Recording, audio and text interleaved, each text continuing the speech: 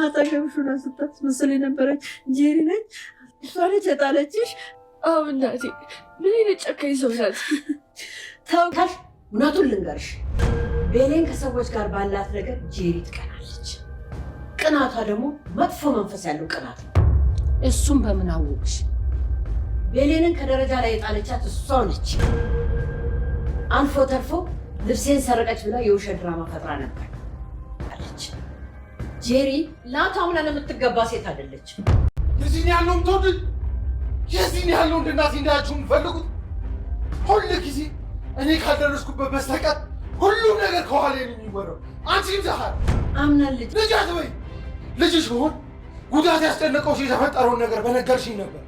እንዳትናደድ እኮ ብዬ ነው። ልናደዳ ብናደድስ የኔ መናደድ ነው ወይስ የኔ ነገ ህይወትን የሚያሳስባችሁ? ሁሉንም ነገር እኔው ራሴ ያስተካክሉ። አምናን ልጅ እንዳትከተኝ። እኔ ወዴትም አልሄድም።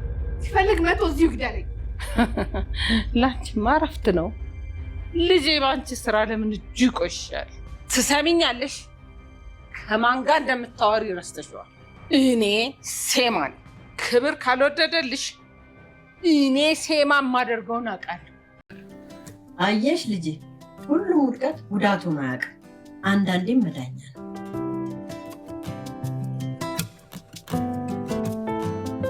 ጉዱ ፈነዳ፣ ሚስጥሩ ተገለጸ። የቤሊል መውደቅ ትውስታዋ እንዲመለስ ሚስጥሩ እንዲገለጽ ጄሪ የመጨረሻዋ እንዲሆን አድርጎታል። አምናን የሰማውን ማመን አቅቶታል። አምኖ መቀበል ከብዶታል። ሁሉንም ነገር ከኔ ኋላ እማውቀው ከእናንተ ኋላ የሚገባኝ ለምንድን ነው? ቆይ እናንተ ወዳጆች ናችሁ ጥላቶች? በማለት አያቱን ሴማና ወይዘሮ ዛህራን በእጅጉ ጮኸባቸው። የቤሊል ህይወት አልፎ ቢሆን ጸጸቱ ከአይምሮ አይወጣም። አይደለም ህይወቱ አልፎ እንደዚህ ስለሆነች ራሱ ምን ያህል እየተጸጸትኩ እንደነበረ ይገባኛል። የኔን ቁስል አትረዱኝም። መቼ ነው ከኋላ እየወጋችሁኝ የምታቆሙት? መቼ ነው ለእኔ ግልጽ የምትሆኑት? ሜቢ ካሁን በኋላ እትዬ ዛህራ ስለ ሜርሲ የምታውቀውን ሚስጥርም የምትናገር ይመስላል። በዚህ ሁኔታ እጅግ ደስ የሚል ዜና። ቤሊል የእውነት አብረው የተኙትን አይታ ስትመለስ ምን ትሆናለች? በድንጋጤ ስትደነባበር አምናን ያያታል እያለ ነበረ። ግን የምስራች ይዞላት መጥቷል። መውደቋ ጥሩ አጋጣሚ ተፈጥሯል። ብዙ ጊዜ ወድቀው የትውስታ አካላቸውን የትውስታ እንትራቸውን የሚያጡ ሰዎች ደግሞ ሲወድቁ በቅጽበት ትውስታቸው ይመለሳል። የነርቭ መዛባት ወይም የነርቭ መመለስ ይባላል። እጅግ ደስ የሚል ዜና ሆኖ ሳለ ለአቶ አምናን ግን ጸጸቱን የሚያጸዳበት ጥላቱን የሚለይበት የምስራች ዜና መስማቱ ጥሩ ሆኖ ሳለ የጄሪ የመጨረሻ ቀን ይመስላል። ጄሪ መግቢያ ቀዳዳዋ ምን ይሆን? ገና የጄሪ ጉድ ብዙ አለ።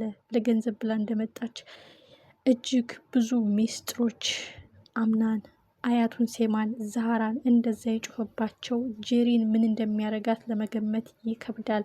እንደ ሲፈን ተደብቃ ሰምታ ወይም የሰማ ሰው ነግሯት የምታመልጥበት ቀዳዳ እንኳን የለም። ሂዶ ማንቁርቷን እንዳይዘጋላት ያስፈራል። አያትየዋም ደግማ አስጠንቅቃታለች። ላንቺ ሞት እረፍትሽ ነው፣ ለልጄ ግን እጁ እንዲቆሽሽ ኃጢአተኛ ወይም ወንጀለኛ እንዲሆን አልፈልግም። ቤሊል ከህመሟ ድናለች። ትውስቷ ተመልሷል። ቤሊል ተናገረች ማለት ጉድሽ አበቃ። አምናን አንድ ደቂቃ ማያቆይሽም። ማንቁርትሽን ነው የሚይዝሽ። እኔ ደግሞ ልጅ ወንጀለኛ እንዲሆን አልፈልግም። በክብር ውጪ፣ ካልወጣሽ እኔ ሴማ አሳይሻለሁ በማለት የተጣሉት ሴማና ጄሪ እጅግ ከባድ ነገር እየተፈጠረ ነው። ትርምሱ ቀጥሏል። አቶ አምናን የሰማውን አምኖ መቀበል ከብዶታል። ቤሊል ይህ አይገባትም። ቤሊል ይህ አይገባትም። ያለ ኃጢአቷ በደለኛ፣ ያለ ጥፋቷ ሌባ ተብላ ብዙ ነገሮች ተብላለች። አቶ አምናን እርግጠኛ ነኝ ቤሊል ናት የሰረቀችው በማለት የሰራችው ድራማ ቀሚሴ ጠፍቷል ያለችው ሁሉ አምናን በትክክል ያስታውሳል። አሁን ደግሞ ጭራሽ ደረጃ ላይ የጣለቻት የልቤ ንግስት፣ የሰላሜ ምንጭ፣ የደስታዬ መፍለቂያ፣ ሁሉ ነገሬን እምረሳባት ቤሊል እሷ እንደዚህ በመሆኗ ያሳለፍኩትን ጸጸትን ያውቃለሁ እያለ ሲጎዳ የነበረው አቶ አምናን ጄሪ ጭራሽ ከሲፈን ቀጥሎ ሁለተኛ ጥላቷ እንደሆነች አውቋል። ይህ ማለት ቤሊል ልጁን አስወርዳብኛለች የሚለው ዜና ሲሰማ ማመን አቃተው። በእርግጥ ቤሊል ይህን አታደርግም። ራሷ ለቤሊል መጥፎ አመለካከት እንዲኖርሽ የጀመረችው ድራማ ነው። አምናንም ቤሊልን እንዲጠላት ቀሚስ ሳትሰርቅ ሰርቃለች ብላ ሻንጣ ውስጥ ከታ ብዙ ነገር አድርጋታለች።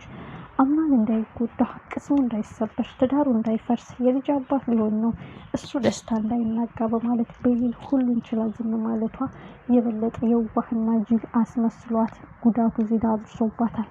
የወረወረቻት ከደረጃ ላይ እሷ ናት የሚለውን ዜና ሲሰማ ማመን አቃተው።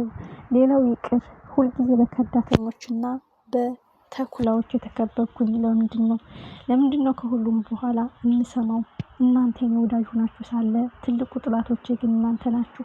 የምታውቁትን ነገር እንዳውቅ የማትፈቅዱልኝ፣ ህመም ስቃዩ ጨምሮ ጸጸቱ ጎድቶኝ ብነግሩ ምን ትርጉም አለው? በማለት አያቱ ሴማና ዛህራ ላይ እጅግ ጮኸባቸው። አምናን ምን አይነት እርምጃ ይወስዳል? ጄሪ ምነው ጨነቀኝ፣ የዛሬው ቀን ምንድን ነው እያለች ውስጧ የነገራት ይመስላል። ግን ቤሊል በፍጹም ተናግራ አምናን ጋር እንድጋጭ አትፈቅድም። ለምሳሌ እስከ ዛሬ ብዙ ነገር ታረጋት ታግሳ ዝም ያለችው ጭራሽ አትነግረውም ብላ ተስፋ አድርጋ ነበረ። የአያታቸው ሴማ ይዛቸውን እንችላ አልሄድም ያለችው ጄሪ አሁን በአምናን ምን አይነት ቅጣትና ሁሉም ነገር ድብልቅልቁ ሊወጣ ሁሉም ነገር መጨረሻው የደረሰ ይመስላል። በእርግጥ አቶ አምናን ከአያቱ ሴማና ከእትዬ ዛህራ መስማቱ ነገርየውን ከበድ ያደርገዋል። ምክንያቱም አለችኝ የምልሽ አያቴ እኮ አንቺ ነሽ፣ ሚስጥሬን እያጋራውሽ ውስጤን እየነገርኩሽ። እትዬ ዛህራ ከባለፈው ስህተትሽ ተምረሽ ሚስጥር የሚባል ነገር አትደብቂ፣ ንገሪኝ። የተደበቀው ሚስጥር አመርቅዞ ገደል ሲሰደን ያየነው በሲፈን ነው። ሲፈን እኛ እንደ እህት አቅርበናት፣ እሷ ግን በቀልና እልክ ነበረባት። እየሳቀች እያለቀሰች ወዳጅ መስላ የቀበረችን ሲፈን ናት። እና ተደጋጋሚ ክህደት በተኩላዎች ተከብቤ እያወቃችሁ ለምንድን ነው የፈረዳችሁብኝ? ላለፈው ህይወቴ ባትጨነቁ ለወደፊት ህይወቴ ለምን ነው የማትጨነቁት? በማለት አያቱ ሴማ ላይም እንዴት እንደጮሁባት አይተናል። ይህ ማለት ጄሪ ላይ መፍረድ አይችልም። ምክንያቱም ጄሪ ብዙ ጊዜ ለትዳር ታመን፣ ጄሪን አታስከፋት እያለች ስትመክረው ሰምተናል። አምናን የጄሪን ክፋት አሁን ነው የገባው። ቤሊልን እንዲጠላት፣ ቤሊል እንድትወጣ፣ ቤሊል የሆነ ነገር እንዲያረጋት ያላረገችው ነገር የለም። ቀሚስ ሳትሰርቅም ሰርቃለች ብላ የጀመረችው ወጥመድ አልተሳካላትም። እጅግ የሚያሳዝነው ነገር አሁን ውርደቷን ልትቀበል ነው። አምናን ምን አይነት ቅጣት ይቀጣታል? ምን አይነት እርምጃ ይወስድባታል? እጅግ የሚያሳዝነው ነገር አያታቸው ሴማ ቤሊልን ካሁን በኋላስ ምን አይነት ነገር ትፈጥራለች? ምክንያቱም አያታቸው ሴማ እንደምናያት ከሆነ አዲስ የመጣችው ልጅ ናት ከአምናን ጋር እንድትሆን የፈለገችው። ግን ጄሪን አሽቀንጥሮ ካስወጣት የበለጠ እንድትቀርበው የበለጠ ጊዜ እንድታሳልፍ የምትፈልገው አዲሷ ልጅ ጋር ነው። አምናን ግን ካሁን በኋላ ህይወቴን እኔ ነኝ የምወስነው፣ ማንንም አላምንም በማለት ጄሪን ነው የሚመርጠው፣ ቤሊልን ነው የሚመርጠው። ጄሪንን ግን ምን አይነት ቅጣት ይቀጣት ይሆን?